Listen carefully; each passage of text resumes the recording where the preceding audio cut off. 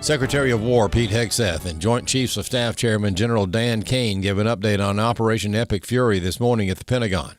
Secretary Hegseth says the U.S. military doesn't play games. 2 days ago, under the direction and direct orders of President Donald J. Trump, the Department of War launched Operation Epic Fury, the most lethal, most complex, and most precise aerial operation in history. Unlike so many of our traditional allies who wring their hands and clutch their pearls, hemming and hawing about the use of force, America, regardless of what so-called international institutions say, is unleashing the most lethal and precise air power campaign in history. B-2s, fighters, drones, missiles, and of course, classified effects. All on our terms, with maximum authorities. No stupid rules of engagement, no nation-building quagmire, no democracy-building exercise, no politically correct wars. We fight to win, and we don't waste time or lives. General Dan Kane says operations will remain active across the theater and across the globe. The U.S. forces are postured not only to maintain pressure, but to respond and adapt as required. Operation Epic Fury stands as a reminder of what the United States military uniquely delivers: the ability to project power on a global scale with speed, surprise, precision, and overwhelming force when and where our nation requires it. Following the joint military operation by the U.S. and Israel that eliminated Iran's supreme leader, Iran is launching retaliatory strikes across the Middle East. As several Israeli cities have been hit, the IDF is expanding their offensive. Israeli Prime Minister Benjamin Netanyahu touring one of the sites hit hard today. When I stand here in a place that was bombarded by the terrorists in Tehran against innocent civilians, you see the difference. The tyrants of Tehran target civilians. We target the tyrants of Tehran to protect civilians. And if this regime, this terrorist regime of the kind we've never seen in the world, if they get nuclear weapons and the means to deliver them, ballistic missiles, intercontinental ballistic missiles, they will threaten all of humanity. Law enforcement is investigating whether a shooter who killed 2 people and wounded 14 others in Austin, Texas, early Sunday was a terrorist inspired by the ongoing war in Iran. Texas Governor Greg Abbott says he's worried there could be other possible terrorists in the U.S. The United States has to do a far better job in trying to vet and evaluate and ongoingly evaluate those who've come to our country who could pose a danger. A former Texas political leader says she hopes the current Republican Attorney General is not going to be the party's nominee for the U.S. Senate. More from Chad Groening. On Friday, President Trump made his first post-State of the Union trip to Texas, where 3 Republicans are battling it out in Tuesday's US Senate GOP primary. Incumbent John Cornyn is vying for his 5th term and is being challenged by State Attorney General Ken Paxton and U.S. Representative Wesley Hunt in a primary fight that has become viciously personal. Trump's hesitation to endorse in the primary speaks to the tricky dynamics of the race. Paxton has faced allegations of marital infidelity by his wife, State Senator Angela Paxton. Senate Majority Leader John Thune and South Carolina Senator Tim Scott, chairman of the National Republican Senatorial Committee, have urged Trump to endorse Cornyn. Kathy Adams is a former president of the Republican Party of Texas. I think it's going to be very strong help for whoever does get that endorsement, and I'm just hoping that it is not Ken Paxton. I would be happy with John Cornyn. I would be happy with Wesley Hunt. I would not be happy with Ken Paxton because of the immorality. I just don't think that that is a good representative for the state of Texas. It's not good for our future. If no candidate reaches 50% in Tuesday's primary, the top 2 finishers will advance to a May 26 runoff. I'm Chad Groening. There's more news online at afn.net and download the AFN mobile app for your Apple or Android device. I'm Rusty Pugh.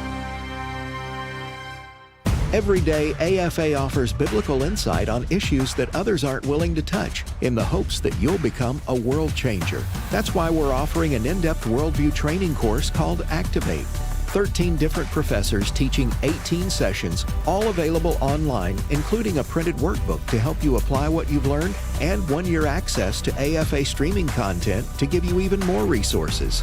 Find out more about Activate and sign up today at activate.afa.net. Welcome to Today's Issues, offering a Christian response to the issues of the day. Here's your host, Tim Wildmon, President of the American Family Association.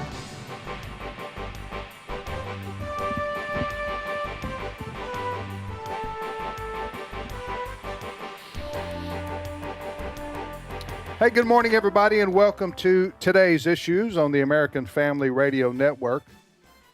Thanks for listening to AFR on this Monday, March the 2nd, 2026. I'm Tim Wildmon with Ed Vitagliano. Good morning, Ed. Good morning, Tim. And Fred Jackson. Good morning, Tim. Ladies and gentlemen, because there's not much happening in the world today, we are going to play music now for the next hour and 50 minutes or so.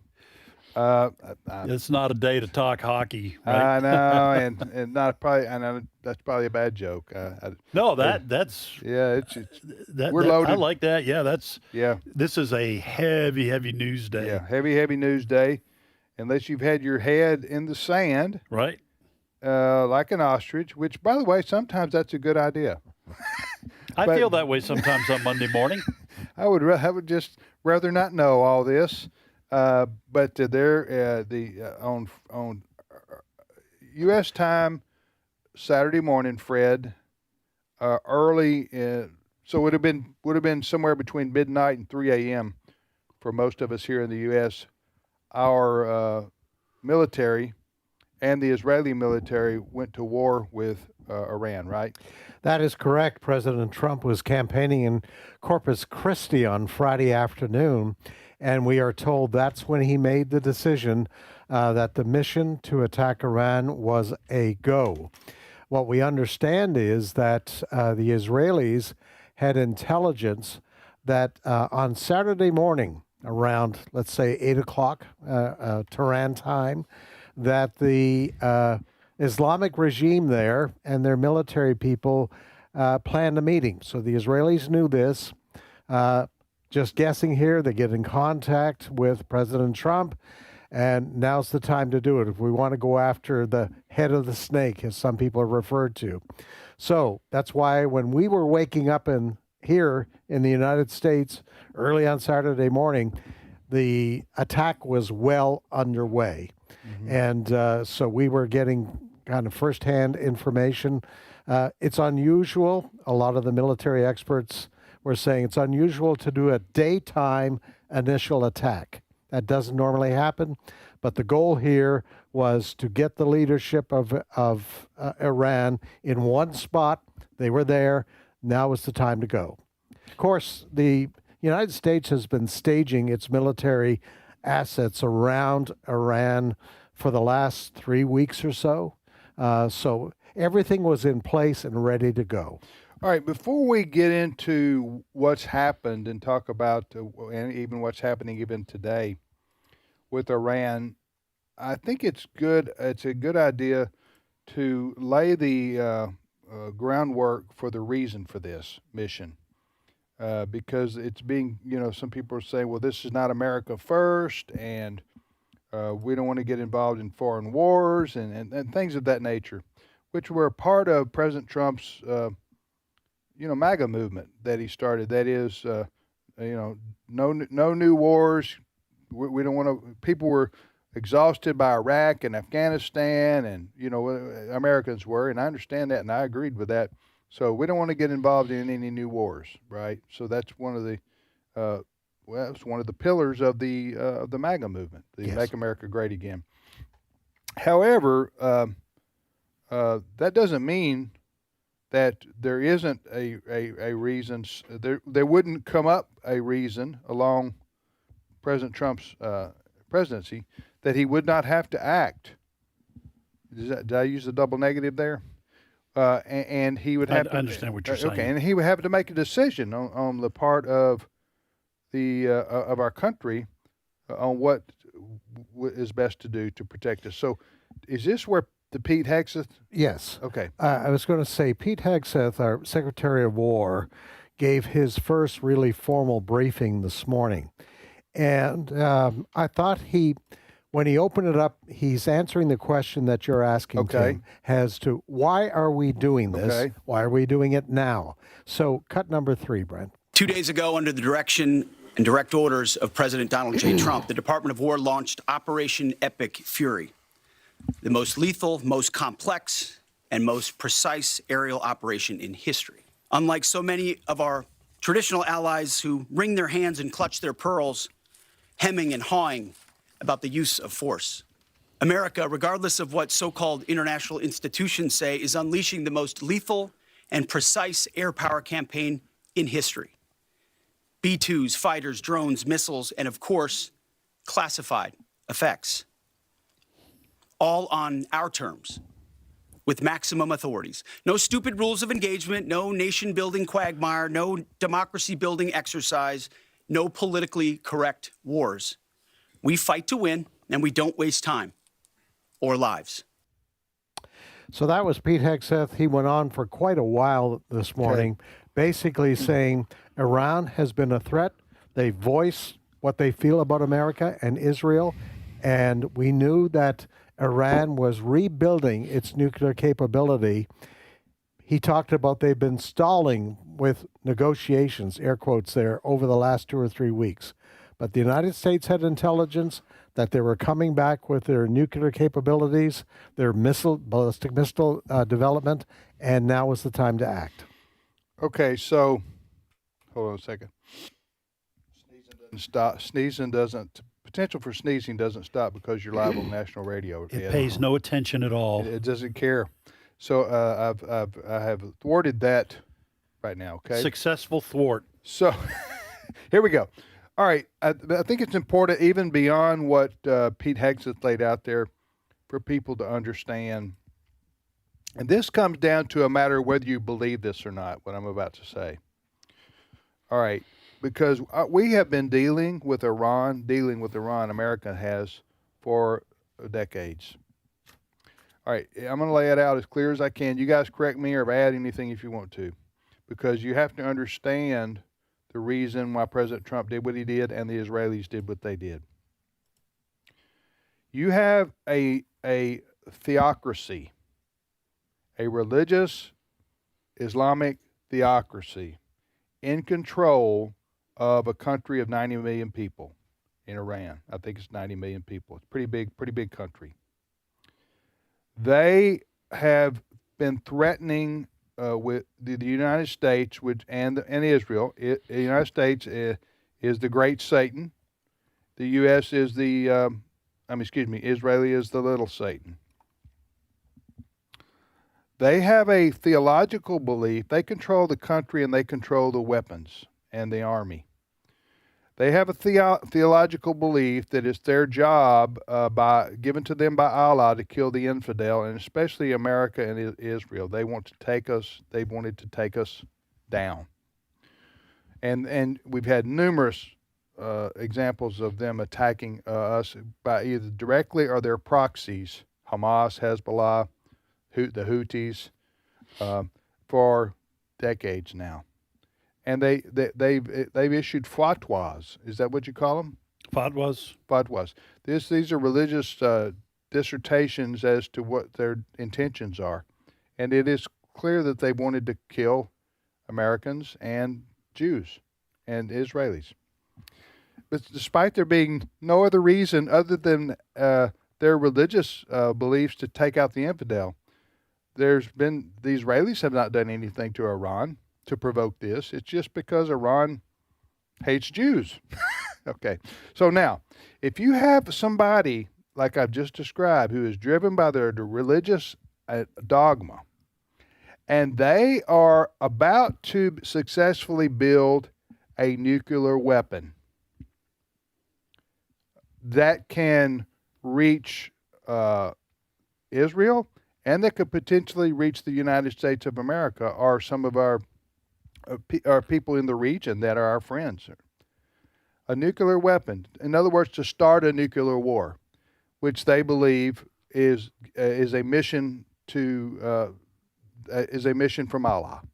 Okay, so the question right there begins: well, what do you do about it? If you have the capability of stopping this by using force, then do you do that, or do you wait and see do you wait and see until they can launch a weapon on and kill millions of people potentially in America or Israel or other parts of the world? Or do you just play the wait and see game? So that's the decision that the President of the United States has to make a call on, as do the Israelis, and they're more sensitive to this than Americans are. We're an ocean away. Okay, Israel is 1,500 miles, 12 to 1,500 miles from Iran. Now, granted, if Iran launched a nuclear weapon on Israel, Israel would retaliate with their own nuclear weapons. I mean, it would be a top 10 world history event if something like that happened.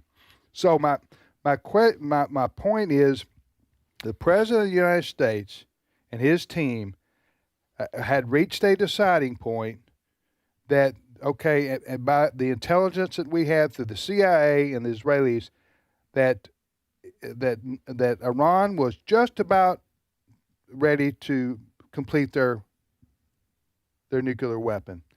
Negotiations had gone nowhere.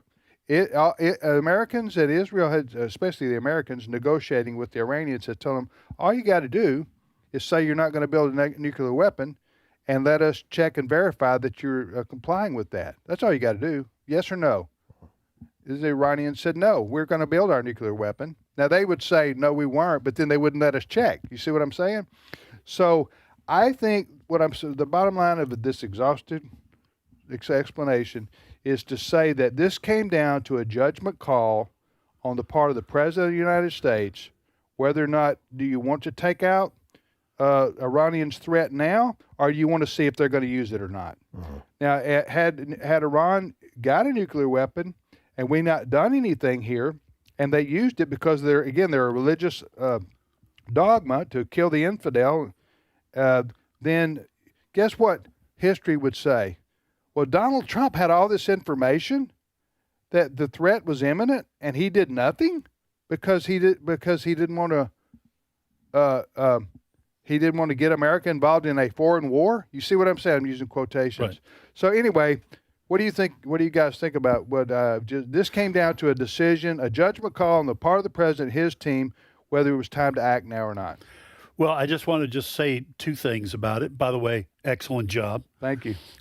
First thing is that I do want to add something in terms of their ideology, the Iranians' ideology, and that is not only kill the infidel, but also create the chaos that will lead to world war, which they believe will bring in their 12th imam, their renowned leader. So this is a partial explanation for why Iran is always funding terrorist groups, even in the Middle East, is not only to go after Israel, but to try to foment displeasure with Muslim governments that are too Western friendly, and overthrow them and have their governments radical Shiites as well. So that's why they're always involved. That's why they're the largest exporter of terrorism around the world. That's why I think, it's my guess from what I've been reading, that a lot of these Muslim countries that are Arab are behind the scenes saying to America and Israel, go for it, because we cannot have that bully with nuclear weapons, talking about Iran, in our neighborhood. In the neighborhood.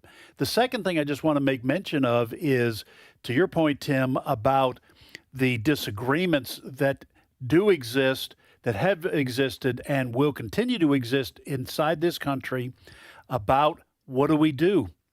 And I think as much as I hate foreign involvement in war, I was glad President Trump said no more unnecessary wars. This seems like a trigger that had to be pulled, pardon the expression, because the reason Iran was saying, yeah, we'll talk, we'll have negotiations, is, as you said, they were just stringing this out. They wanted a nuclear weapon and they wanted to use it. Right. Now, I don't know how close they are to having gotten one, but our government says they were close.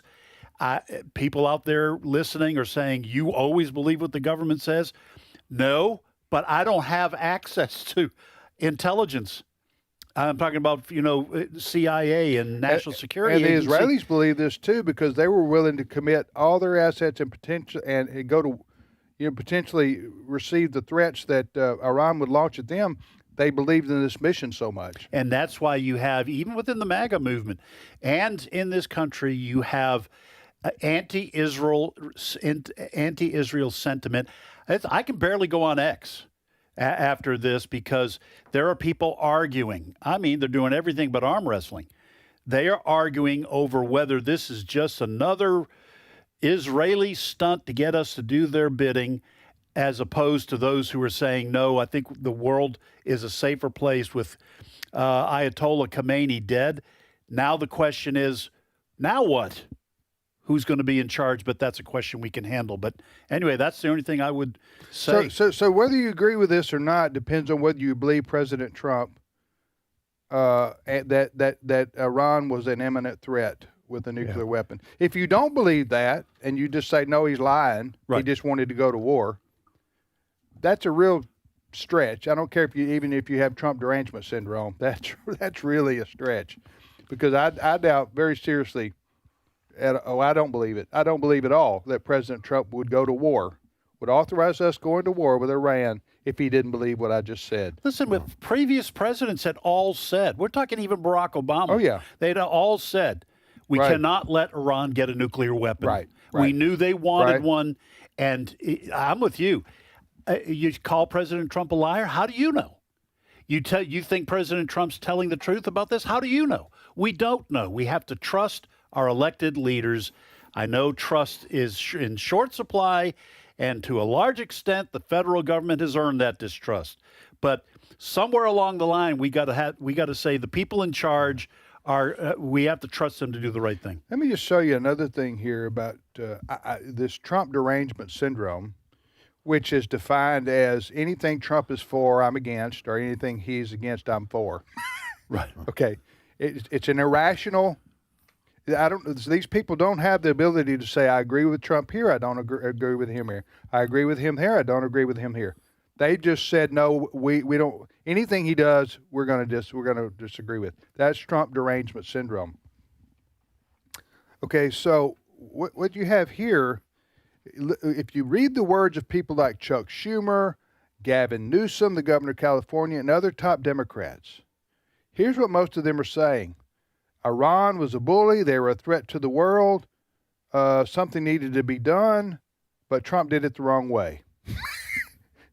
read their statements. It's like Gavin Newsom was, I could read it too. It's like very convoluted. He's saying, they were represented a real threat, Iran did, but Trump didn't talk to them long enough. It's really bizarre. You're going like, so you're criticizing what he's done to stop Iran from a nuclear weapon because you don't like him. Yeah. Right. Basically. Go ahead, Fred. I heard a comment on the weekend, which I thought was interesting. We in the West sometimes do not understand there is real evil in the world, like real evil. I think in the past, including some American presidents, thought we can negotiate with Iran. We can bring them to the table. But to go to your point, Tim, a few moments ago, the mentality of the Iranian Islamic regime is to take over the world. Yeah. It's a religious ideology. It is. Yeah. And that's what people have to they're driven they don't want more land. No, we're not dealing with the Chinese here. No. Who are just atheistic or the Russians or anybody. We're dealing with the people who don't care about that. They don't care about money necessarily. Well, and to that point, they don't even care about their own people. No. This Islamic regime. No. I heard on the weekend anywhere from 25 to 30,000 of those Iranians that were marching in the streets of Tehran. Right. They just murdered them. Yes, they murdered them. We did a story on Friday where the Islamic regime had people set up at the hospitals where these protesters were to be treated. They were shooting the protesters as they came into the hospital to get treatment. They were telling the medical staff at the hospital, do not treat these people. Right. People were being arrested, those protesters, and then they would execute them at the jail. And bury them in mass graves so that the family could not claim the bodies. Yes. So don't think for a moment it was like negotiations. That's the Well- United Nations mentality. Why can't we all just get along? Well, we did, diplomacy was tried here. President Trump, Marco Rubio, Secretary of State, tried exhaustively for the last few months to talk some sense into the Iranians, and they would have none of it. They insisted on, they would say, we're not building a nuclear weapon. Americans and the Israelis, particularly Americans, would say, yes, you are. We know you are.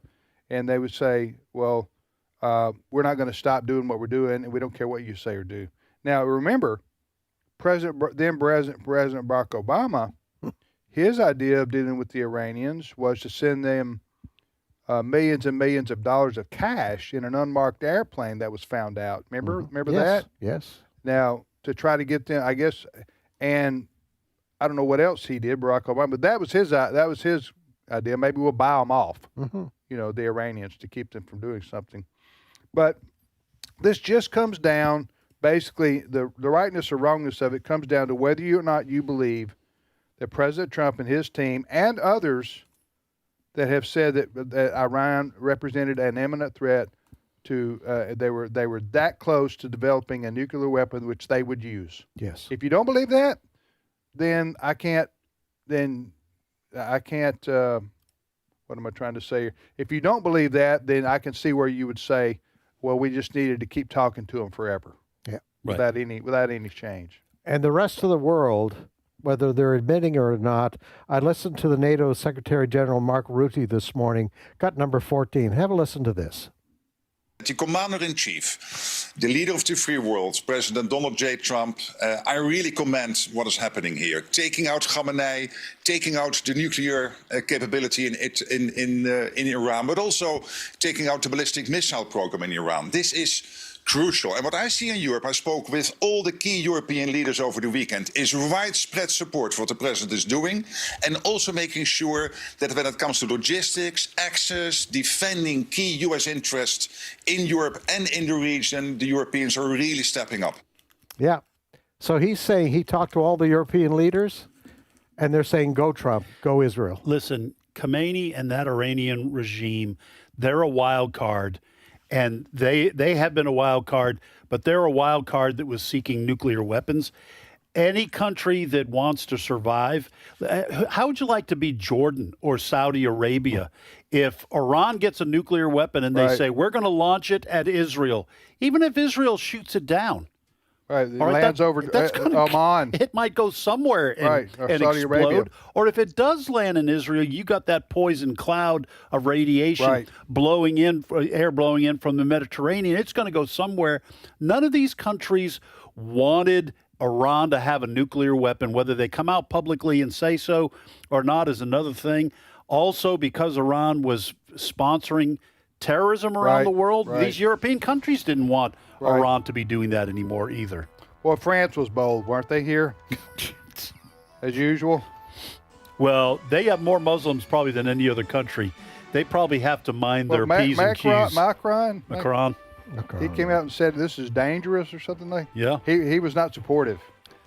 Well, you know what? Fighting the Nazis was dangerous too. Yeah. Yes. Anyway, French president's words were not supportive.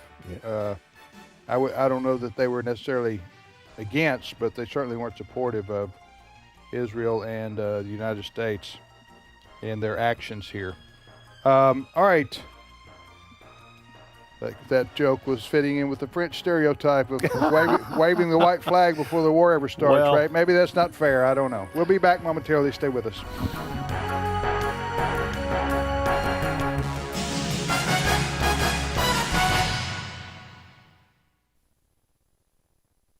It's my turn.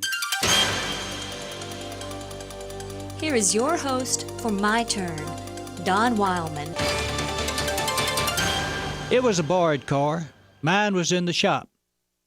I had looked at the gas gauge earlier and it registered half full. But there I was, sitting nearly directly under a traffic light at one of the busiest intersections in town. I had checked the motor out pretty good and decided that the trouble was either a bad fuel pump or just plain out of gas. I raised the hood on the car as a signal to those behind me that I was having trouble. It certainly wasn't an ideal location to have car trouble, but the car was too heavy for me to push out of the line of traffic by myself.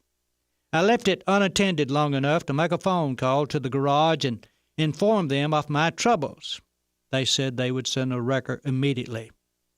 After I returned to the car, I decided to give it a try to see if I was indeed out of gas. There was a gas station just directly across the street, so I walked over and asked the attendant if he had a gas can that I could borrow to get some gas in to take to the car, which he could see. He told me he didn't have one, that someone had borrowed his and had not returned it. I then asked him if he had anything that I could carry some gas in, that my car was stranded in the middle of the street, as he could see, and I figured it just might be out of gas. Well, I got the cold shoulder treatment all the way.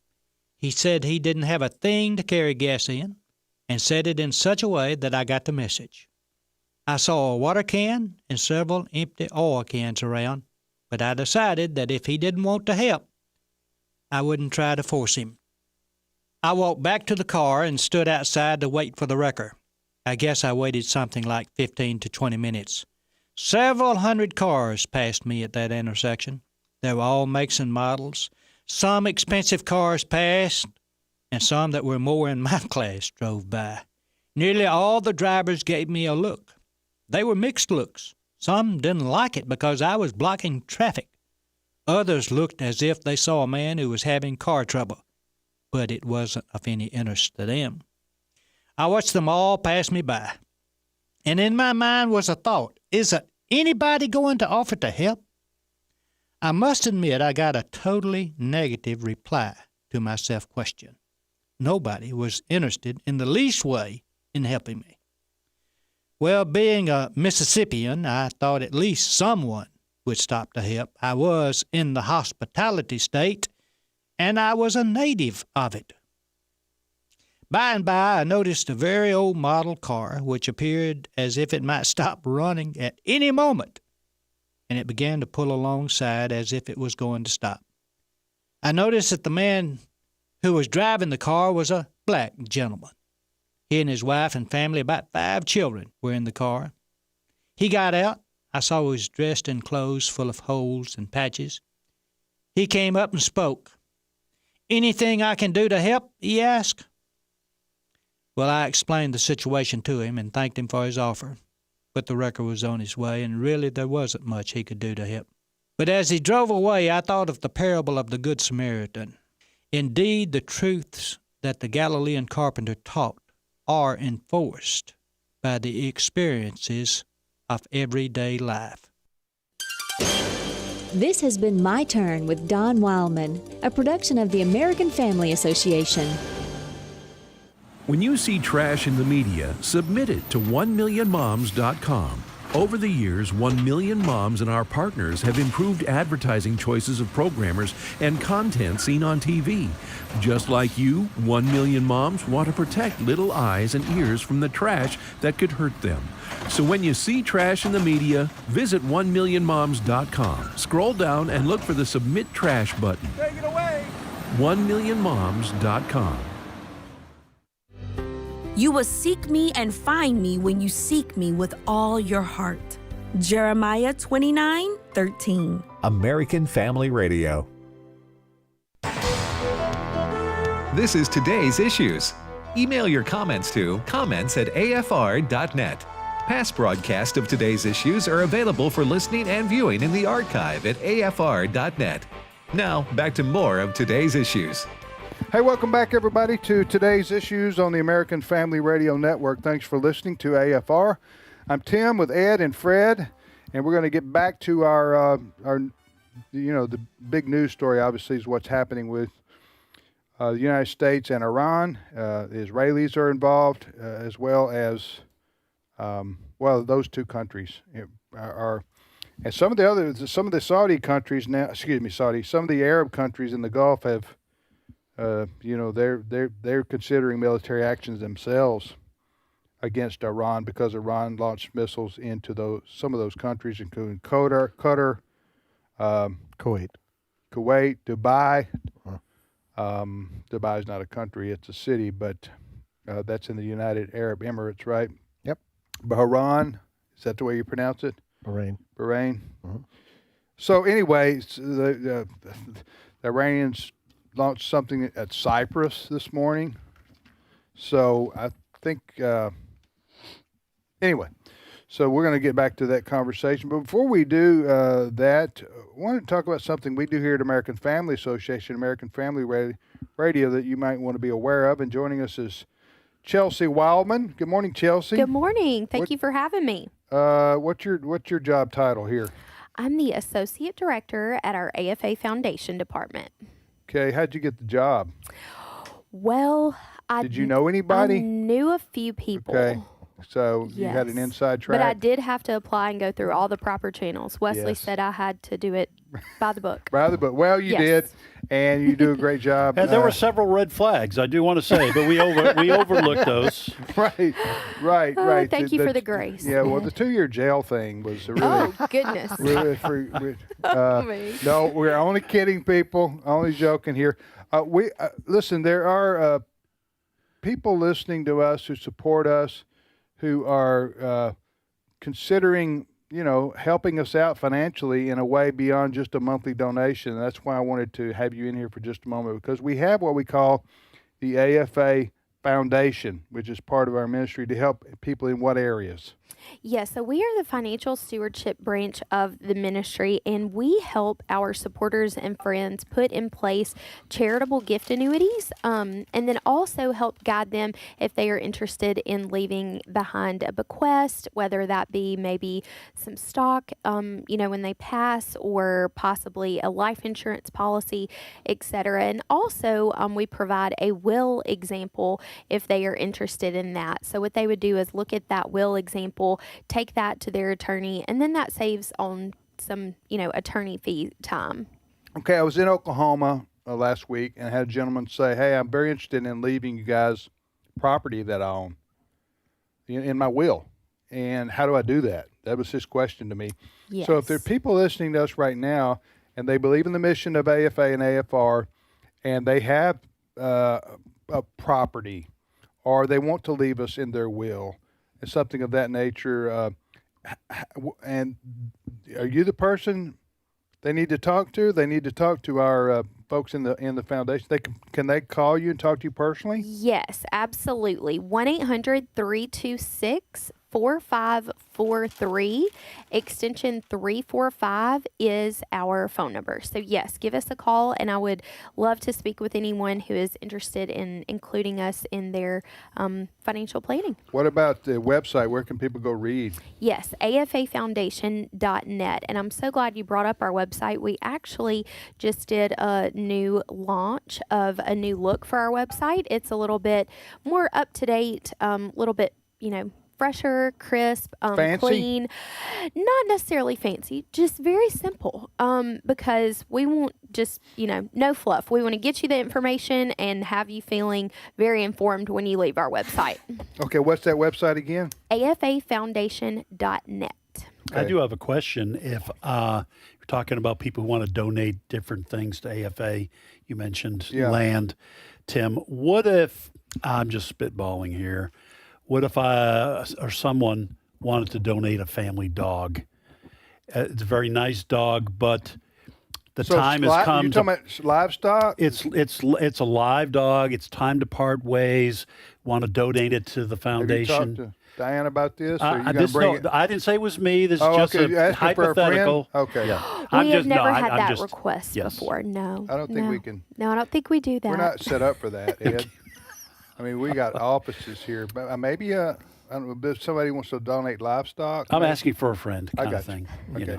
So last question, our AFA timeshare program, how long has this been around, and He's not even paying attention. I thought he'd get a little laugh out of you on that one. We don't have timeshares. We don't have a but we timeshare do program? have a charitable gift annuity, and that is what we offer the most in the foundation. So our charitable gift annuity, the way that works is you gift any amount, $2,000 or above, to AFA, and in exchange you would receive a fixed income for life, and that income percentage is dependent upon how old you are and when you give the gift, but you do get some great tax benefits from that. You get a partial tax deduction as well as a partial tax-free income, and then lifetime income until you pass, and That then sounds any like a pretty remaining good funds. deal to me. A charitable gift annuity? Yes. Okay.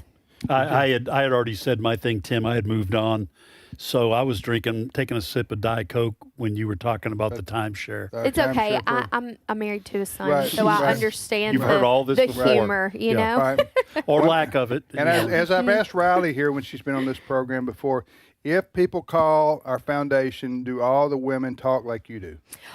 We do. Okay. We do. We So have you're that gonna get southern What way is drawl. that? Well, you're going to get a Southern Belle. There you go. Yes. If you call here, you're going to get a Southern Belle. Just be prepared. for But I will say, interpretation. they not only sound smart, Right. but they are smart. Yes. These are all very smart ladies. They are. They really are. They know what they're do doing. a great job, and our foundation has exploded over the last few years. So whether it's a charitable gift annuity, you want to talk about a will or estate planning, what was the other biggie? Leaving us. If people want to leave us In their will. in their will or Yes. property, as the gentleman in Oklahoma was talking to me about last week. Whatever the case may be, what's the website again? AFAfoundation.net. AFAfoundation.net. Go there and read about everything we've talked about here with Chelsea. Thank you, Chelsea. Thank you so much. All right, that's Chelsea Wildmon. Yes, my daughter-in-law, and more importantly, my mother of my three of my grandchildren. Like all the men in this studio, Yeah. Wesley married up. We all got better than we deserved. Right, you trying to get past that dog thing where you wanted to give your dog. I didn't. I never said it was me, Tim. Well, you didn't know. You're right. I was very careful to say I'm asking for a friend. I'm just saying, Diane, to her credit, Ed's wife is a pet lover, right? Yes, she is. To the point of taking in strays and that kind of thing, right? Just recently, in fact. But that's happened down through your marriage. Yes, it has many times. The decades of stray dogs. 44 and cats years, Tim. that have been welcomed into the Battagliano home. Oh, not welcomed by everybody. Not by everybody. But it happened anyway, if you get my drift. Oh, we get your drift. All right, we got to reset. Yeah, right let's here. reset. We're We got at- serious things to talk about. All right, you're listening to today's issues on AFR. Tim, Ed, and Fred. Fred, go ahead. Listening to a report this morning from a Daily Mail correspondent, Alina Shirazi, and she was addressing how Iranians around the world who have left that country, come to the United States, other countries, they are celebrating what the United States and Israel are doing right now in Iran. Cut number 12.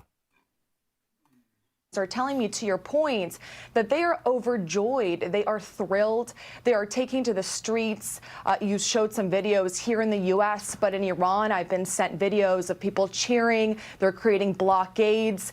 And I'm even hearing reports from inside the country that Iranians are saying that the military has actually somewhat dissipated. Oh, wow. And that's not something that we have seen. So that is a huge development here. There's actually a message that I received that really stuck with me here that not only shows what's happening on the ground, but the resolve of the Iranian people moving forward when you ask what it is that Iranians want. One Iranian told me they're still hiding in the shadows, referring to the military. What's left of them, that is. We have not seen them. Are they afraid of us? Good. Wow. They should be. Well, one person who disagrees with that report is the mayor of New York City, Zohran Mamdani. He is among the first just to condemn the United States. He said on Saturday, today's military strikes on Iran carried out by the United States and Israel mark a catastrophic escalation in an illegal war of aggression. bombing cities, killing civilians, opening a new theater of war. Americans do not want this. They do not want another war in pursuit of regime change. You know what I would ask somebody like that? Hmm. That sounds great in a vacuum. That sounds great. It's just political rhetoric. Mm-hmm. Okay, but who wants a war? Raise your hand if you want a war. Raise your hand. Are you going to get 100% people saying don't want a war? Want a war? What he doesn't address there, the mayor of New York, who by the way should probably stay in his own lane and worry about getting the streets cleaned up there after the snow Armageddon there hit them, getting the power back on. And all. Anyway, I would just say he needs to stay in his lane, because I would ask him, all right, Iran has a nuclear weapon. They're about to get it. They're that close. What would you do, sir, to stop them? What's your alternative? If you're going to say negotiations, we've tried that exhaustively. What's your? Or would you say no? Just let them have their nuclear weapon. Is that your? See what I'm saying? This is the question that these critics of President Trump are not answering. All they can say is we don't want a foreign war. We're tired of war. Americans don't want this. Okay, I would say who doesn't agree with that? But I would say, but how do you address the big issue of Iran getting a nuclear weapon? How do you address that, Ed? They don't want to answer that. Part of the issue with proliferation of nuclear weapons, and that's what they call it when additional countries get nuclear weapons. So I don't think Israel has ever said officially that they have them, but everyone knows they do. Okay, other countries have nuclear weapons. And so I have actually read over the course of the last year or so, people saying, well, why can't Iran have a nuclear weapon? Other countries have them. Israel has them. I think the whole idea behind the arms race and proliferation is random country, we want to have nuclear weapons because our enemies have them, and this way we can have a standoff. Right. And nobody uses the nuclear weapons. Iran, on the other hand, is one of the few countries that nobody wants to have a nuclear weapon because they have stated publicly they intend to use it to kick off World War III, to obliterate Israel and the United States. So everyone else says, well, we don't want those nutcases getting one because they're actually going to use their nuclear weapons where everyone else, maybe nervously, has their nuclear weapons to keep their enemies from using theirs. And I would say one thing to Mayor Mamdani. Look out your window, because while he was making these comments, Iranians who live in New York City were out on the street celebrating. So, Muslim Mayor Mamdani, look at your fellow Muslims down in the streets of your city. They totally disagree with you because they have lived the reality of what it's like under an Islamic regime. I'll say something else too, and I'm not trying to overblow this, but the fact is, Iran, when these radicals staged their coup in 1979 and took the U.S. embassy, those embassies are considered to be the territory of the country that is represented by the embassy. So in a sense, they invaded U.S. soil. They took Americans hostage. You remember the days, day 203 of the hostage crisis. That was under President Carter's administration. From what I've read, the President Carter administration had told members, the Marines, whose job it is to guard these embassies, they could have shotguns with rock salt. That is all they were allowed to use. That kind of soft understanding of what your enemy is capable of may very well have contributed to the overthrow, or at least the taking of the embassy. But that was an attack against the United States in 1979. We're talking 46 whatever years later, okay? Now we are dealing with the fallout from that. These issues are very complex. It's not like you said, Tim, it's not just simply, well, let's just all get along. This is a regime birthed in bloodshed and they intend that blood to flow in other countries.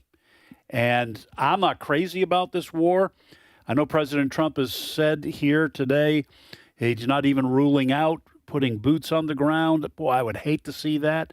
But war is messy and nasty, and when you're dealing with radicals who want you dead, you can't just sit back and do nothing. Yeah. Listen, there's a Iranian lady in New York City who is, I guess, fairly well known there, and she spoke back against Mayor Mamdani. Mm-hmm. He said, he criticized President Trump, said today's military strikes on Iran carried out by the United States and Israel mark a catastrophic escalation and an illegal war of aggression. That's what he called it. Mamdani, bombing cities, killing civilians, opening up theater where Americans don't want this. This is him commenting.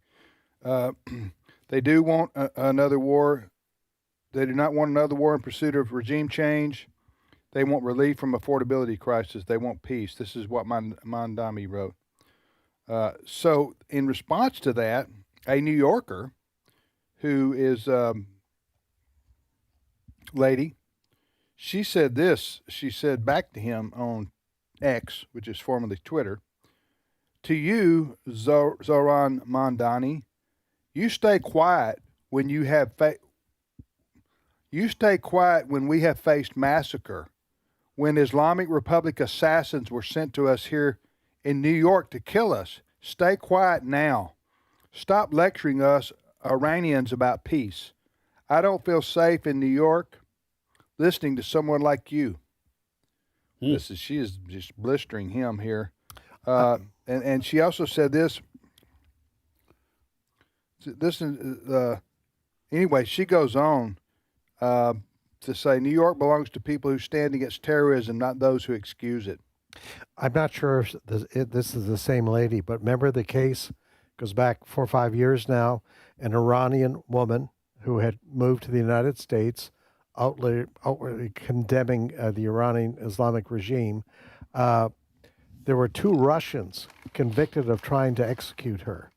They had been hired by the Iranian regime to execute her, and they were convicted. This all happened in the last 2 or 3 years. This is a story on Fox. This lady's name, I have a hard time pronouncing these foreign names sometimes. By foreign, I mean she's an American, but she's immigrated here. Evidently, her family is of Iranian descent. Mashih, and her last name is Alanjad. I guess it is. But she's just letting Mamdani have it. She said also that the Iranian government has recently killed more than 37 unarmed Iranian citizens in less than 24 hours. She said, you talk about safety. She's just mocking him.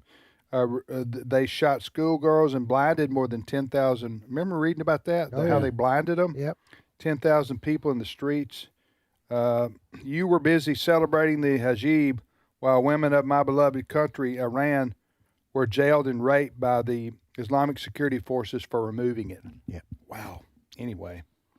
This is an absolute evil regime. And I don't blame Iranians for wanting to see that toppled. What happens now is the big question, I guess, Fred. Well, the son of the Shah of Iran, his name is Reza Pahlavi. He is, of course, praising Trump, and many people perhaps have seen him in interviews, especially on Fox lately. There is a thought that he would go in and he would take over should the forces, Israeli and United States forces, be successful. Let's hear from him, cut number 11. First, I want to share with you the sense of jubilation that millions of Iranians and the diaspora around the world have celebrated the death of the top henchman or monster of this regime, Ali Khamenei, and we thank President Trump for having brought us to a point of thinking that now we have a real chance to take over our country. This intervention was really what equalized the playing field for us. This is something we've been arguing all this time. People were asking for this intervention. The intervention did occur. So now we believe that the end is very near. And the opportunity to take our country back and bring it back to the right path is now available to us. A lot of people are asking, too, with regards to, and Pete Hegseth, the Secretary of War, was asked about this morning. Some reporters said, how long are you going to stay there? They're going to stay there until the mission is done. They're not putting a limit on it. By the way, that same reporter asked, how many military personnel do we have in the theater, and how many more are you going to add? And Hegseth just laughed at this reporter, saying, do you think I'm going to tell you in this live news conference how many people we have there, how many people we're going to add? Do you not understand that our enemy is probably watching this news conference right now? It is amazing to me the types of questions being asked by mainstream reporters as if we're going to tell the world our military plans. You know, what has struck me over the weekend as I was thinking about this, and of course we all were thinking this was coming over the weeks past as we brought carrier groups into proximity to Iran, is I was thinking about just how messy world history is. I've been listening to a series, this is probably maybe boring to some people, but I've been listening to a series of podcasts about Rome against Carthage in the Punic Wars. 3 wars fought between Rome and Carthage back, before the time of Christ, over an 80-year period, and how messy that was, and how it was back and forth, and they had this treaty, and then this side broke that, and I was thinking about current world history. Our part, we're not without blame. I just want to say this in terms of the situation in Iran. There was a duly elected leader of Iran that was wanting to nationalize the oil industry over there, that was cozying up to the Soviet Union. And in 1953, that leader was assassinated. There are many people who think the CIA instigated that and then installed the Shah of Iran. Okay. And because it was a pro-Western leadership and regime in Iran, the mullahs over there, the Islamic radicals, got angry. They instigated the takeover, and the Shah of Iran was ousted. And so there are people who will say, well, that's, the U.S. should have kept its nose out. Well, you know what? We were locked in a life and death struggle with the Soviet Union. We couldn't have all that oil falling into the hands of our enemies, so maybe we did get involved. And people say, well, that's bad on us. Okay, well, let me just tell you, you can go back throughout history for thousands of years. It's all ugly.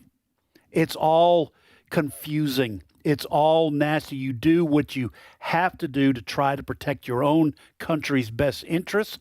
I think that's what President Trump has in his mind and in his heart. And what former presidents had been doing wasn't working with Iran. The Obama administration, Tim, you mentioned, sent that pallet of cash. The Biden administration loosened some sanctions, unfroze money that went back to Iran to help fund their buildup of this nuclear program. Folks, it's all messy. It's hardly anything clear-cut in history except for the kingdom of heaven and for the Bible and how Christians are to live. But when it comes to governments and what governments do, good luck trying to say we need to be lily white in all these matters, because that's how countries die. Amen. Amen, brother. All right, we're going to take a short time out. Fred, thank you. You're welcome. We're going to take a brief break here for news, and then we will be back with more with Steve Paisley Jordahl coming up after this time out. Stay with us.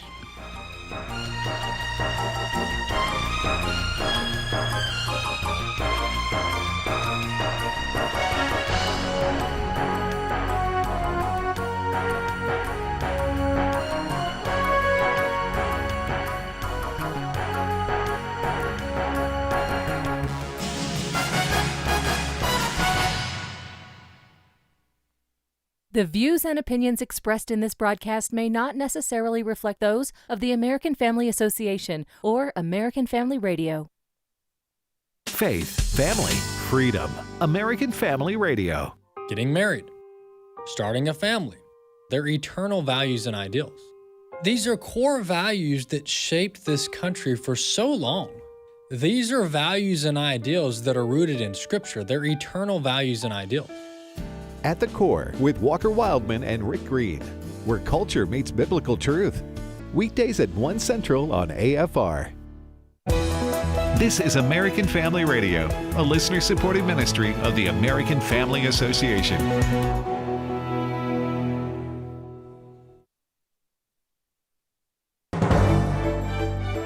American Family News, I'm Rusty Pugh. The State Department is still advising Americans around the world to remain cautious as protests against the U.S. and Israeli strikes on Iran break out at embassies worldwide. Jillian Turner at the State Department with more. Most U.S. embassies in the Mideast remain under shelter-in-place or evacuation orders. In Baghdad, hundreds of Iraqis attempted to storm the fortified Green Zone, home to the U.S. Embassy over the weekend. Early this morning, smoke seen rising above the U.S. Embassy in Kuwait as well, the latest U.S. diplomatic outpost to face fallout from the U.S. and Israeli strikes inside Iran. In Athens, Greece, more than 1,000 people gathered to the streets outside the U.S. Embassy there. Demonstrators held signs reading, "Hands off Iran." The Pentagon addressing the ongoing military offensive by the U.S. and Israel against Iran, which ultimately resulted in the killing of the Iranian Supreme Leader, Ayatollah Khamenei. War Secretary Pete Hegseth says the operation was a clear and decisive mission to destroy the potential threat of Iranian missiles and nuclear weapons. If you kill Americans, if you threaten Americans anywhere on earth, we will hunt you down without apology and without hesitation, and we will kill you. We didn't start this war, but under President Trump, we are finishing it. Texas Senator Ted Cruz says he fully supports the operation, adding he believes this was the most consequential decision made by President Trump since returning to office. The reason he made the decision to go in and take out the Ayatollah, take out the military leadership that was carrying out hostility to the United States is because they posed a significant danger to the United States. Law enforcement are investigating if a shooter who killed 2 people and wounded 14 others in Austin, Texas early Sunday was a terrorist inspired by the ongoing war in Iran. Madeline Rivera has more. Austin police now identifying the suspect as Jaga Janya. They say Janya drove to a bar on West 6th Street, which is a bustling stretch full of restaurants, bars, and music venues. Janya began shooting out of his car windows, hitting several people. Then he allegedly drove down the street, parked his car, got out with a rifle, and shot more people. Police ultimately shot and killed him. And multiple federal sources tell Fox Janya was wearing an undershirt with an Iranian flag on it. They say Janya was a 53-year-old naturalized citizen who was born in Senegal. Several sources also tell our Brooke Taylor Janya came to the U.S. in March 2000. A new poll finds Americans sympathize more with so-called Palestinians than Israelis. Chris Woodward has more. The poll is from Gallup, which for many years found a majority of Americans lean more towards Israelis than Palestinians. For example, it was just a few years ago that 54% of Americans sympathized more with the Israelis compared to 31% for the Palestinians. Today, 41% say their sympathies lie more with the Palestinians, and only 36% said the same about the Israelis. Dr. Zachary Marshall of Campus Reform thinks the shift away from Israel in American public opinion is being driven by younger generations. This is coming from both the left and the right. We are seeing a resurgence of anti-Semitism from both the far left and the far right. And it is part of a long history of anti-Semitism being fashionable and seen as something to take part in that is consistent with historical patterns in the United States and in the West. Marshall also thinks there is a single-minded focus on the Palestinian issue among Americans, one that he finds disingenuous. You never hear them say anything about the plight of the Christians being slaughtered in Nigeria, and you never hear them say anything about the Iranian suffering under the Islamic Republic. So I think this is just an explosion of disingenuous hatred of Israel and the Jews, because that has always operated as currency and is currently operating as currency in social media spaces. I'm Chris Woodward. And crude oil prices jumped 6% today, which will mean higher prices soon at the gas pump. More news online at afn.net and on the AFN mobile app. I'm Rusty Pugh. Hey, have you considered becoming a Great Commission partner? If you do, you'll be joining others who believe like you and are determined to defend against those who want to destroy God's institution of the family. You'll also receive some great benefits, like full access to AFA Stream, a monthly subscription to our magazine, access to exclusive donor events, and more as our thanks for your support. Please stop by afr.net/donate today for all the details. afr.net/donate. Today's Issues continues on AFR with your host, Tim Wildmon, President of the American Family Association.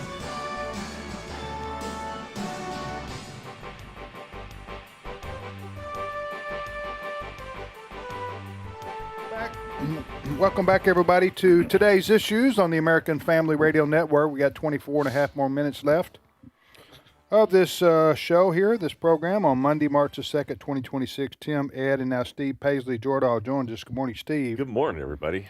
So, Steve, you've been monitoring. A lot of stuff happening. Yeah, I know, right? You've been monitoring the comments of President Trump. Is he giving some sort of update today, or what? Yeah, so he is in the middle of a Medal of Honor ceremony, and as the president, all presidents are wont to do when they have a ceremony like this and there's breaking news, he starts with, I want to update everybody. And this is the first minute or so of what he had to say. It's a little bit of a justification of why we went there. It's not groundbreaking, but it is a little bit. I wasn't able to listen to the whole thing, so we can bring more of that in tomorrow if it's relevant. Cut 19. And not to make any attempt to rebuild at a different location because they were unable to use the ones that we so powerfully blew up. But they ignored those warnings and refused to cease their pursuit of nuclear weapons.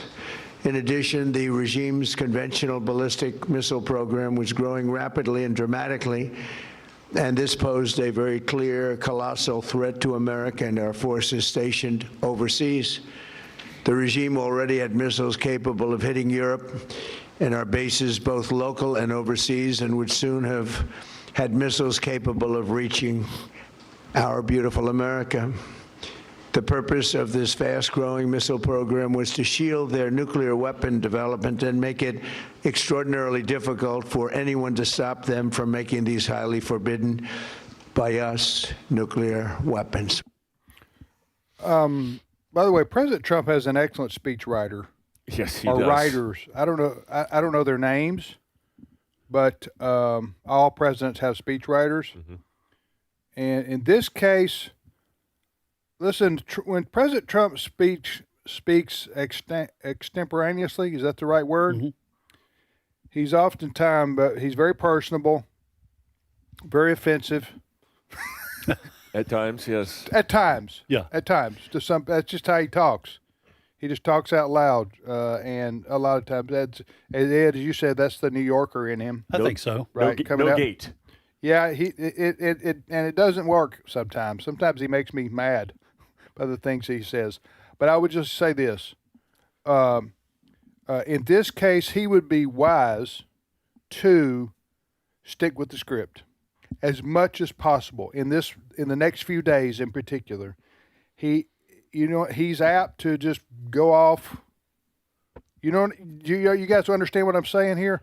Right now, in this moment, this time, I think he would do, and I think he did. But those comments right there, he was reading. So I'm just saying, be careful with your words at this moment. This is not the world's watching type situation. And paying attention to every word. Yes. Does that make sense? You understand what I'm saying? Absolutely. Yeah. Absolutely. So, yes, Trump's, he has his personality, and either you like him or you don't. Most people do. But I find it refreshing that he is open with his comments to the media. He'll take questions. Right. He'll do interviews.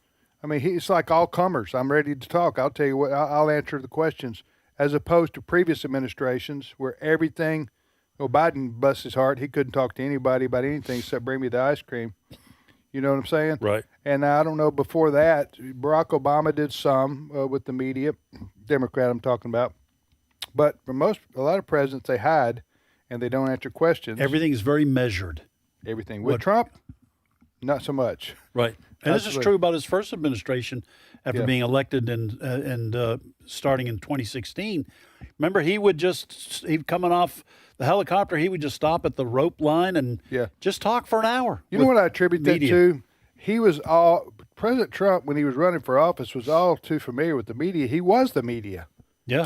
He was a celebrity. He'd been doing this for years. This was nothing uncomfortable with him. Right. So, and people liked his frank talk. That's what was a lot of his attraction from his support base at the time, was because of his, unfiltered, say it like it is. Right. Personality. All right, you're listening to Today's Issues on American Family Radio. Steve, what do you got? I wanted to continue and update a couple things you guys talked about last hour. I know that you guys talked, Fred brought in the topic of Iranians around the world and in the United States celebrating because of this. I wanted to bring in one particularly relevant example. Because we talked last week as Ramadan was starting about Muslims filling Times Square and deciding to do their prayer in public. They're, no permit, blocking traffic. Just blocking traffic, laying down rugs, hundreds and hundreds of them. Well, yesterday, or maybe even today, I'm not sure exactly when this video was shot, thousands of Persians showed up in Times Square, and they sang together what is being called the true Iranian national anthem. I'm assuming it was before the Islamic, whatever they used during the 60s and 70s and everything. And the video, which we don't have, I can get to Brent, but the people are weeping with joy. Just listen to a little bit of cut 17.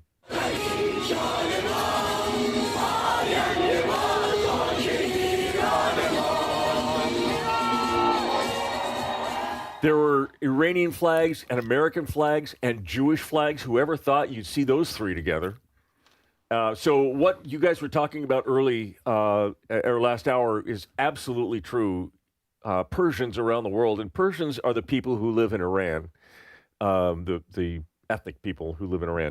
They are ecstatic today because of the fall of Iran. You guys also talked about Mayor Zoran Mamdani's statement, where he talked about to New Yorkers, oh, you'll be safe here and everything. There is a Voice of America Persian News Network anchor. Her name is Masha Alinejad. And I want to read what her reply to Zoran Mamdani is. Listen to this. To you, Zoran Mamdani, you stayed quiet when we faced massacre, when Islamic Republic assassins were sent here in New York to kill us. Stay quiet now. Stop lecturing us Iranians about peace. I don't feel safe in New York listening to someone like you, Mamdani, who sympathizes with a regime that killed more than 30,000 unarmed Iranians in less than 24 hours. You talk about safety of this beautiful city? Listen carefully. Safety without justice means nothing. We Iranians do not allow you to lecture us about a war while you had nothing to say when the Islamic Republic shot schoolgirls and blinded more than 10,000 innocent people in the streets. You were busy celebrating hijab while women of my beloved Iran were jailed and raped by Islamic security forces for removing them. And now you find your voice to defend the regime? No, I will not let you claim the moral high ground. The people of Iran want to be free. Where were you when they needed solidarity? New York belongs to the people who stand against terrorism, not those who excuse it. This city is stronger than fear, stronger than propaganda, stronger than you think. Well, there are people in this world who may live in the United States. They might have been able to get here legally. And there are a lot of Iranians who have done that over the years since the Islamic... You say legally or illegally? Legally. Oh, yeah. Yeah. Since the regime was overthrown in 1979.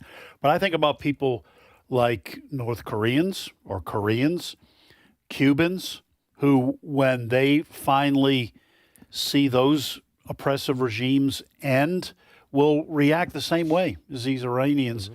They love their home country. They probably have family members there. By the way, I did not know that when she says that 30,000 were murdered in 24 hours. Yeah. I never heard that before. That part I had not heard. I didn't realize it was so quick. Yeah, well, it was within 24 hours of 48 hours, the protesters figured out that it was a death sentence to be in the streets. So they kind of retreated. It didn't take long for them to retreat to their houses. Their passion didn't fade, but their presence did. Well, by necessity. We haven't talked about this story, but what happened in Austin, Texas? I'm ready. Go. So, Austin, Texas, there was a mass shooting early Sunday morning. A gentleman named Diego Diagni showed up at a bar and opened fire. He rolled down his windows, actually, outside a bar, and he started shooting. By the end of the rampage, 2 people were dead, 14 others injured. The suspect was also killed by police. He was wearing a T-shirt that said "Property of Allah" and was carrying a shotgun. He is born in Senegal, emigrated here, and then got U.S. citizenship several years ago. So he was an American citizen, but there is... Because he married an American. Yes. There is a lot of people thinking that this had something to do, maybe revenge for what's going on in Iran. They're related ideologically. I don't know. I can't confirm that, but they are treating it as an act of terror.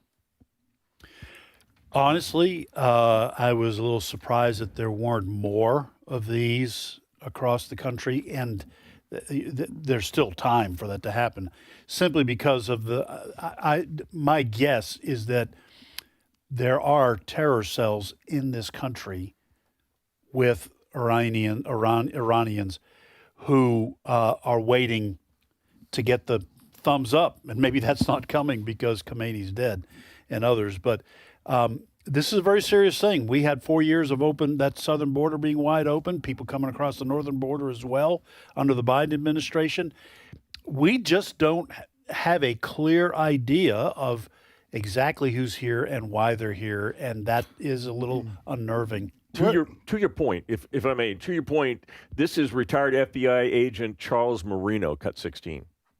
There's no doubt that law enforcement and intelligence agencies are operating at an elevated threat level here in the United States, and that's based on the correct operating assumption that the United States has been allowed to be infiltrated with a myriad of threats from around the globe, thanks in large part to the policies of the Biden administration, which turned our borders into a sieve. Now, with respect to the potential of this being linked to terrorism, that has grown exponentially because of the illegal population, the undercutting and exploitation of programs like asylum and temporary protective status, and yes, even the legal immigration process. Okay, this guy who, how many died? There are 4 dead and 14 injured at the my latest. Yeah. So he walks up and he's wearing he died with this on. The cop shot him, right? Yes. Or somebody did. Yes. Police believe. He has a shirt on and a Quran in the automobile that he was driving, according to the FBI I saw yesterday. What did the T-shirt say he was wearing? It was a sweatshirt and it said "Property of Allah." Okay, so this was would you call him a Muslim extremist, Ed? Well, I don't think we know everything about this guy. His name by the T-shirt. Oh, the sweatshirt. So he's certainly allowed in this country to wear a shirt or a sweatshirt that promotes his faith. The question that I'll have to wait, because the FBI is calling it an act of potential terrorism, to see if that faith led him to do the shooting. I will add to that this is an American citizen, and so I think the journalist may be operating on a little bit of a different innocent until proven guilty in a court of law rubric. Okay, fellas, if that's what y'all want to believe. Yeah. No, I didn't say that's what I believe. We'll go with that one. That's what I'm saying publicly. I'm with Ed. On the radio, where people might be listening. Go ahead. When you wear a sweatshirt that says what? Property of Allah. Property of Allah. So I don't think he just pulled that out of his drawer. Right. You know what I'm saying? Randomly. And then you go with what kind of weapons he carrying? It's I believe it's a shotgun. And then you start killing people, knowing that you're going to die by it's suicide by cop, is what it is right there. Sounds like to me. This guy was going to kill the infidels so that he could go to paradise. Because he was what did he call himself on the T-shirt, on the sweatshirt? Property of Allah. Okay, so he's property of Allah. So this is what I would say about that. For those who say, well, we just don't know what the motivation was. I don't know. Maybe he would give us a sign. There's nothing funny about the killings. I'm not talking about that. But that's the approach that even the FBI, in the press conference yesterday I saw, we don't know the motivation yet.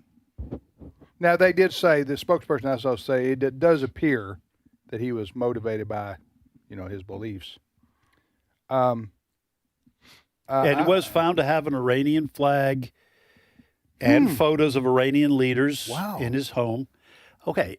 So what? Listen. So what could his motive be? I wonder. Okay. I didn't say anything inaccurate, did I? No, you didn't. So I would say this. Joe Biden and the lefties have been warning us that the rise of white supremacy in this country is the greatest threat. Remember Joe Biden saying that time and time again? Hello, fellas. I'm doing a show here. I'm listening to you. I did. Y'all listen to me. You didn't respond. I asked a question. I didn't want to interrupt. I've been accused of doing that. So, remember that? So we're still waiting on this massive, acts of terror by the white supremacists out there. They're missing they haven't showed up yet. I don't know what the problem is. But I think the problem is that white supremacy is not a big deal in America anymore. Yeah, you might find one here, one there. They're not accepted. They don't, it's the reason that the left pushes the white supremacy is the greatest threat to our country is they don't want to have you talk about those people who are killing in the name of Islam, or the Antifa types, or the people who kill motivated by their left-wing ideology. Okay, so that's the way they tried to whip up support for their cause by saying to minorities, "Hey, you better watch out for those white supremacists. They're gonna put y'all back in chains." Remember what Biden was telling them? Yeah, telling black folks, the white folks are gonna put y'all back in chains if you don't vote for me. Remember that? Right. And if you don't vote for me, you're not black enough. You're not black. Remember all that stuff? Oh, yeah. They do that every election cycle to try to say, ironically, President Trump got a highest percentage of African Americans and Hispanic voters of any Republican presidential candidate. Now, I don't know what that means, trending. Is that going to continue forward? I'm just saying that had this been a guy wearing a sweatshirt that said KKK or prophet of Adolf Hitler or something, that people wouldn't be saying, we're going to wait and see what the motive is. Okay. And they would say, here we go. Here's the white supremacy. They're at it. I told you they would arrive sometime. Here they are. So anyway, we'll see what happens with this. But I think probably the guy looked like to me, just from appearance, he looked like some kind of lone wolf. But they say that there could be terrorist cells in the United States that will, that may attack. But my question when we hear that is, don't we always have terrorist cells that could attack every day of every month of every year? I mean, why? You know what I'm saying?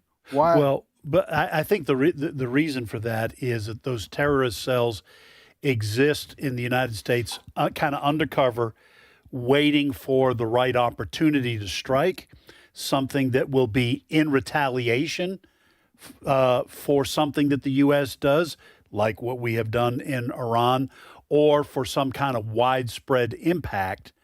So they don't, just because they exist, it is not meant to suggest that they will always be performing their terrorist activities, but they're waiting, biding their time.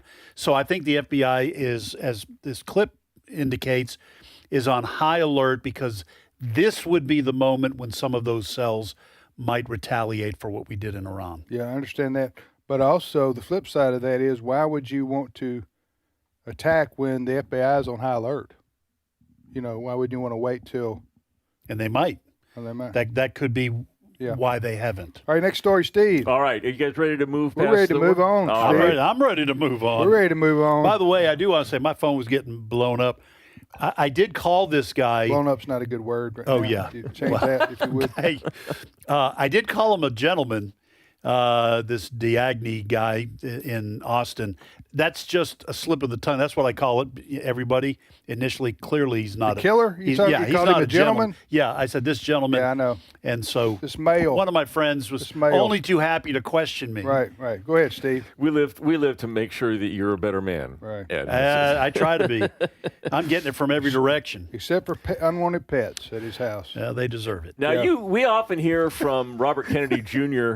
About health issues and everything, but it goes without noticing sometimes that this country does not have a Surgeon General at this point. You don't. What has this got to do with Iran? I'm just kidding. I'm just doesn't. kidding. Nothing to do with it. All right, go ahead. We don't have a Surgeon General? We don't have a Surgeon General. One has been nominated. Good night. I knew my life was in a bad shape. Yeah, I know, right?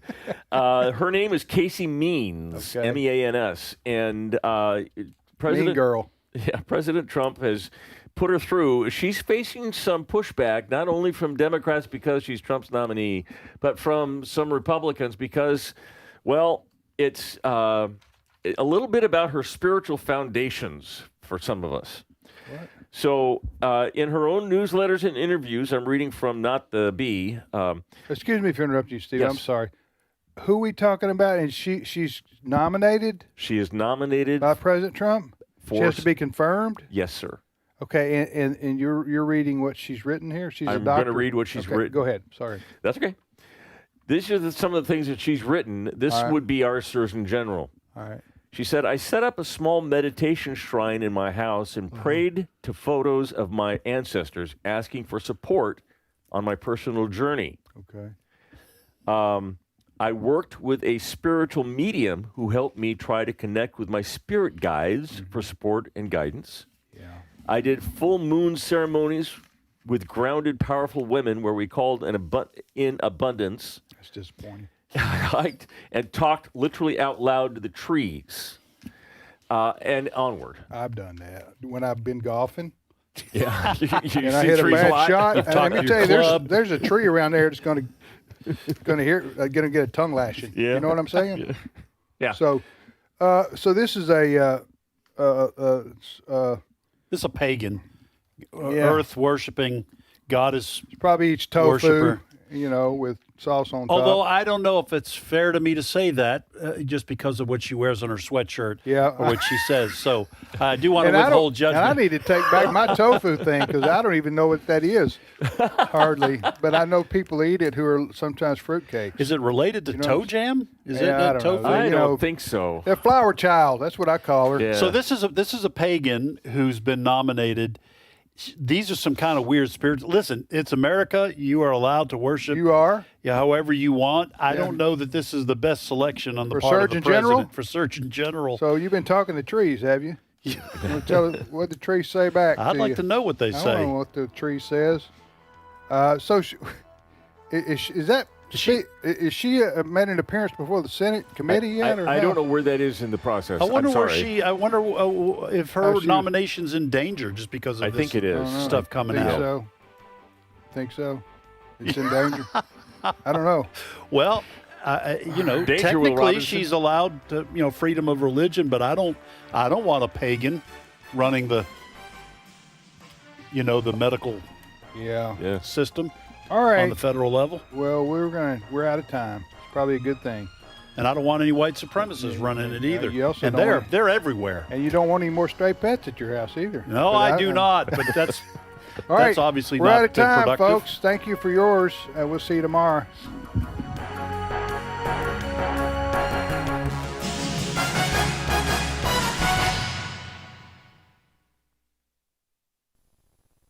God's hand has been upon this nation from the beginning.